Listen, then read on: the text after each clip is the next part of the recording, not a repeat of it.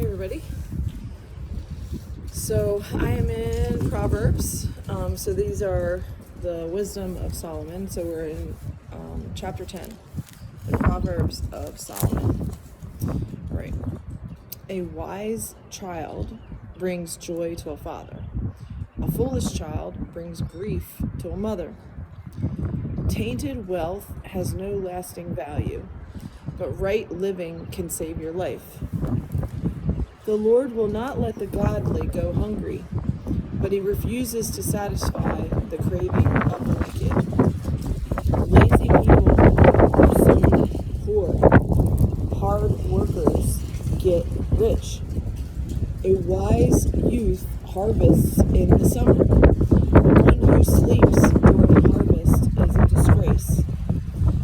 The godly are showered with blessings. The words of the wicked conceal violent intentions. We have happy memories of the godly, but the name of a wicked person rots away. The wise are glad to be instructed, but babbling fools fall flat on their face. People with integrity walk safely, but those who follow crooked paths will be exposed. People who wink at wrong cause trouble, but a bold reproof promotes peace. The words of the godly are a life-giving fountain. The words of the wicked conceal violent intentions. Hatred stirs up quarrels, but love makes up for all offenses. Wise words come from the lips of people with understanding, but those lacking sense will be beaten with a rod. Wise people treasure knowledge, but the babbling of a fool invites disaster.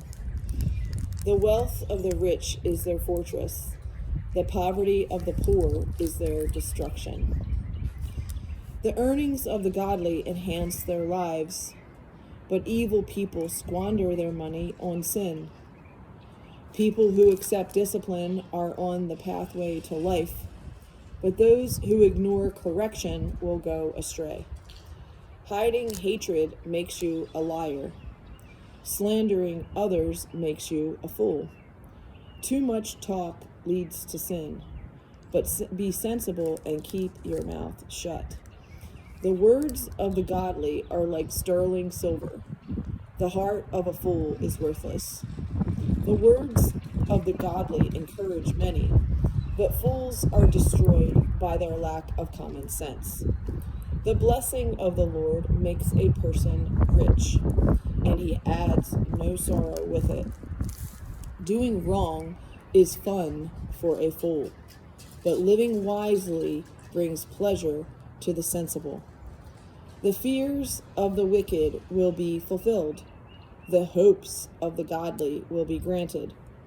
When the storms of life come, the wicked are whirled away, but the godly have a lasting foundation. Lazy people irritate their employers, like vinegar to the teeth or smoke in the eyes. Fear of the Lord lengthens one's life, but the years of the wicked are cut short. The hopes of the godly result in happiness, but the expectations of the wicked come to nothing. The way of the Lord is a stronghold to those with integrity, but it destroys the wicked. The godly will never be disturbed, but the wicked will be removed from the land. The mouth of the godly person gives wise advice, but the tongue that deceives will be cut off. The lips of the godly speak helpful words, but the mouth of the wicked speaks perverse words. So that was Solomon chapter 10. And there's a lot of richness in that. I mean, truly, there's so much in what I just read. It's like abounding, you know. And I guess what jumps out at me is just that, you know, verse 27, the fear of the Lord lengthens one's life, but the years of the wicked are cut short. And, you know, I'm going to use my example again that for all the things that my fiance Eric was trying to do against me, and all the wicked, bad, evil things that he was attempting to do, some of which he succeeded, some of which he did not. He did not fear the Lord, because if he feared the Lord, he would have changed his behavior. He would have truly been in a surrender, but he wasn't. And the years of the wicked are cut short. That's, he died. Period. End of story. He died in sin because he kept choosing sin over and over again instead of God's righteous way. So the fear of the Lord lengthens one's life. So whatever foundation and belief that I had in God prior to Eric's death, I had a certain level of understanding and a certain level of commitment. But through this journey and through discovering all of the evil and the wickedness that he was doing to me and against my family, it just made me lean more on God and lean more on who Jesus is and lean more on the Word. And the more that I lean in the Word and get to understand what the Word is saying, I gain more wisdom, and it's there for everybody. The mouth of a godly person gives wise advice, but the tongue that deceives will be cut off. All the lies and manipulation and scheming and, just insanity and three-ring circuses that he created, he got cut off. He got cut off from all the blessings that could have been his with me, but he chose to not obey. He chose to disobey. He chose to not believe that the Word of God is true. He chose to stay in his addiction. And,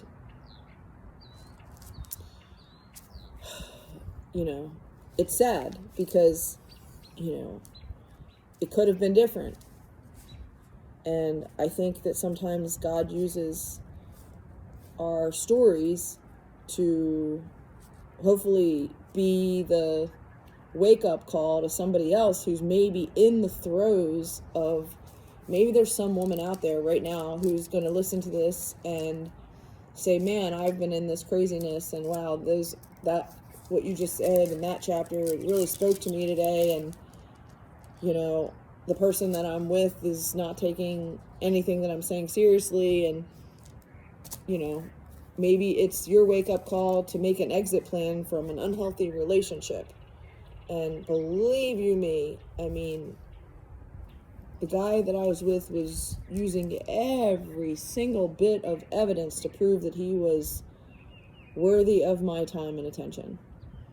And remember, the devil comes only to lie, kill, steal, and destroy. And that is literally the devil's entire purpose: lie, kill, steal, and destroy.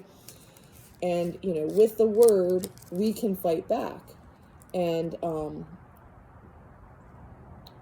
the wicked will be removed from the land. And people right now, you look out in the world and it seems really crazy out there, and it is, and to find a shelter from the craziness of the world, sometimes we have to drive a bit just to get some peace of mind, like where I am today. I had to drive a bit just to get some peace of mind. And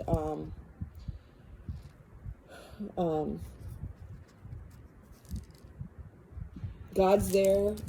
God is waiting patiently for each and every one of us to turn to Him, to say, I confess, I'm sorry, please help me, please guide me, and show me with your Word where I need to turn and what do I need to learn and take action on. And the invitation is open to everybody. The question is, what are you going to do with this information? So I encourage you to reread for yourself the Proverb of Solomon, which is chapter 10, and let that sink in. And maybe even, record your voice saying that proverb all the way through and listen to it, over and over again. Because, when we repeat the words of God, they make an even more powerful influence over our lives. So I hope that helps you and has been a blessing to you. And I thank you for our time today. Have a good one.